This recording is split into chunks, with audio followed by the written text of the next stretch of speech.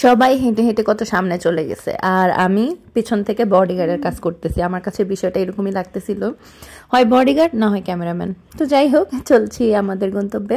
নাস্তা শেষ করে হোটেলে গেলাম ব্যাগ ট্যাগ নিয়ে, তারপরে বের হয়ে গেলাম। এখন যাব ঘাটের দিকে নৌকায় ওঠার জন্য। তো আজকে আমাদের গন্তব্য বেশ অনেকগুলো স্পট, তা আস্তে আস্তে আপনাদের সাথে শেয়ার করব। তো আপাতত নৌকা ভ্রমণটাই দেখেন।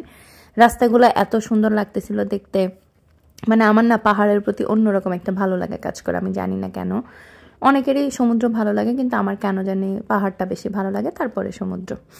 তো যাই হোক, আমরা চলে এসেছি ঘাটে। এখন যাব নৌকাতে। তো ভাইয়া নামাই দিতেছে। এত বড় সিঁড়ি, ওনারা মালামাল রেখে সিঁড়িটারে একদম ছোট্ট করে ফেলছে। এই সিঁড়ি দিয়ে কিভাবে নামি বলেন তো?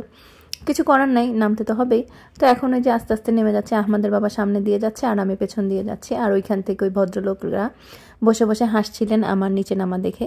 কিছু করার নাই, আমার এভাবেই নামতে হবে। তো hello everyone, welcome to my another blog. যেখান থেকে ভিডিওটা দেখা শুরু করেছেন, রিকোয়েস্ট করছি না টেনে পুরো ভিডিওটি দেখবেন। আর দেখতে দেখতে যদি ভালো লেগে যায়, অবশ্যই আমার চ্যানেলটি সাবস্ক্রাইব করে দেবেন। যারা অলরেডি তা করে ফেলেছেন তাদেরকে জানাচ্ছি অসংখ্য ধন্যবাদ আমাকে সাপোর্ট করার জন্য, আমার পাশে থাকার জন্য। যেমনি জুতা পরছো এমনি তোমার পড়া সম্ভব না। আস্তে আস্তে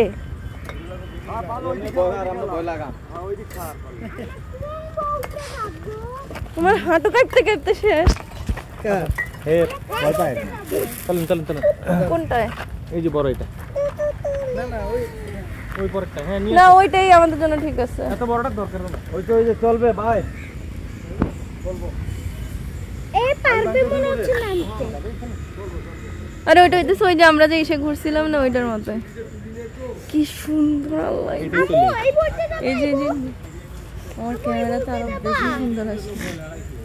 চল আমি পেছনে বসবো। না না না না, আমার ছেলে ভয় পায় না, টুংটুং করে নেবে। এটা আমরা যার নৌকায় উঠেছি সে ভাইয়ের ভিজিটিং কার্ড। এখানে মেনশন করা আছে উনি আমাদেরকে ঠিক কোথায় কোথায় নেবেন। উনি সুবলং ঝর্ণা, জুম পাহাড়, পাহাড়ি গ্রাম, বুদ্ধ মন্দির, পলয়েল পার্ক, ঝুলন্ত ব্রিজ, তারপরে চাংপাং রেস্টুরেন্ট আর পেদা টিং টিং রেস্টুরেন্ট। এই জায়গাগুলোতে উনি আমাদেরকে নিয়ে যাবে। মোট 8টা স্পট। তো এটা ওনার ভিজিটিং কার্ডের মধ্যে সুন্দর করে দেওয়া আছে। তো যাই হোক, এখন আল্লাহর নাম নিয়ে বিসমিল্লাহ করে চলে যাচ্ছি নৌকার দিকে। নৌকায় উঠতে গিয়ে যে কি ফানি ফানি ঘটনাগুলো ঘটলো, আসলে আপনাদের সাথে শেয়ার না করেও পারি না। আচ্ছা এবার আসবো ভাই। না ভাই, ধানে বাঁধবে নর।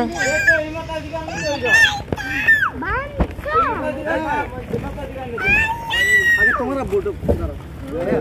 আগে আমরা আগে আমরা বাইরে নামতে না।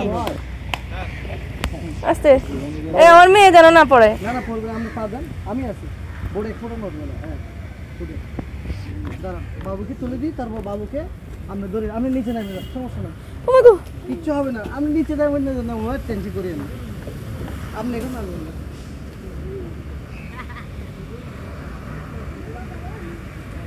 এই গেল তো। আর কই যাবে? দাঁড়াও দাঁড়াও, যাবে তো।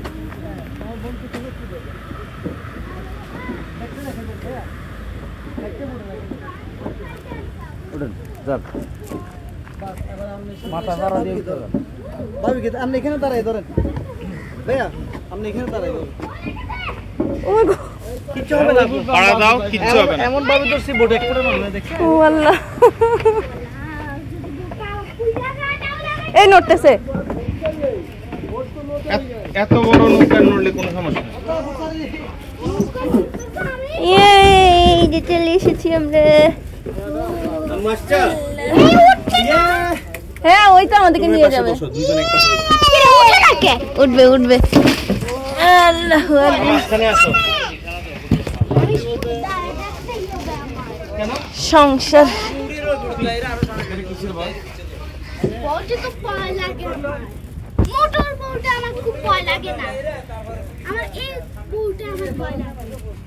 আচ্ছা যদি হয় তাহলে কচুরিপানাগুলো দেখতে দেখতে মনে হচ্ছিল, ইস যদি এখানে একটু কয়টা ফুল থাকতো খুবই ভালো লাগতো দেখতে, কিন্তু এই সিজনে তো ফুল হয় না। তো যাই হোক, এই যে আমার মেয়ে বসে বসে পা দিলাচ্ছে, পুরো একটা পিঙ্ক হয়ে গেছে, পিঙ্ক গার্ল।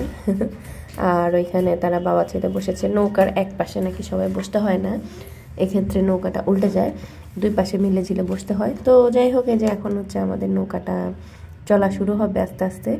ওই যে মাঝি ভাই উনি আস্তে আস্তে চালানো শুরু করতেছেন আর আমরা বসে আছি।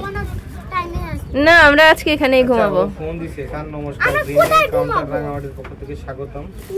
রাঙামাটি তবে চলি। কি বলো? আমরা কই ঘুমাবো? এই বোটে কোনখানে? এই যে এখানে। তারা ফোন দিয়া। কিভাবে? আচ্ছা আমার কথা শুনো। তো মাগরিবের পরে আইছাই আগে টিকেট কাইটা ফলো করে দাও। ঠিক আছে ঠিক আছে।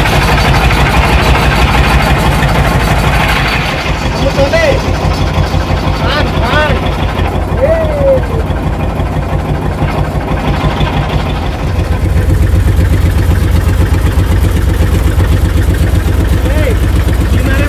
এই যে আমাদের নৌকাটা চলা শুরু হয়ে গেছে। তীর থেকে অনেকখানি চলে এসেছি আমরা, মানে ঘাট থেকে। আর এই যে দেখেন কি সুন্দর লাগতেছে দেখতে, পানির কালারটা, তারপরে আকাশের রং সব কিছু মিলিয়ে তো একটা সিলেটের মতো ভাইব আছে। এবার সিলেট আর রাঙামাটির মধ্যে যে তফাৎটা হচ্ছে সেটা হচ্ছে সিলেটের পানি আর রাঙামাটির পানি একই রকম হলেও তফাৎটা হচ্ছে গিয়ে এরকম পানির উপরে ঘরবাড়ি নেই, মানে সিলেটের ঘরবাড়িগুলো এরকম হয় না, রাঙামাটির ঘরবাড়িগুলো যেরকম হয় এই আর কি একটা পার্থক্য। আর এই যে পানকৌড়ি উঠতেছে, আসলে এইসব পাখি এখন দেখতে পাওয়া ভাগ্যের ব্যাপার। আর এই যে চারপাশের প্রকৃতি তো আছেই, যতই দেখতেছি ততই মুগ্ধ হইতেছি। এই যে এটা একটা নৌকার মধ্যে করে শাকসবজি নিয়ে যাচ্ছে। ওদের তো যাতায়াত বলেন আর যোগাযোগ বলেন দুইটাই খুব কষ্টকর, তো নৌকা ছাড়া ওদের আর কোনো উপায়ও নাই। তো আসলে পাহাড়িরা অনেক সংগ্রাম করে বেঁচে থাকে এক কথায় বলতে গেলে। এই যে দেখতে পাচ্ছেন ঘর বাড়িগুলো বাঁশ দিয়ে কত কষ্ট করে পাহাড়ের উপরে এইভাবে তৈরি করেছে। আবার এখানে দেখি যে বাচ্চারা খেলা করতেছে, ওদের তো খেলার জায়গাও খুব কমই দেখলাম। তারপরেও আসলে জীবন তো জীবনের নিয়মেই চলে, জীবনের গতিতেই চলে, এভাবেই চলে যাবে। আমরা কত আয়েসি জীবন কাটাই আর ওদের জীবনটা কত বেশি সংগ্রামের।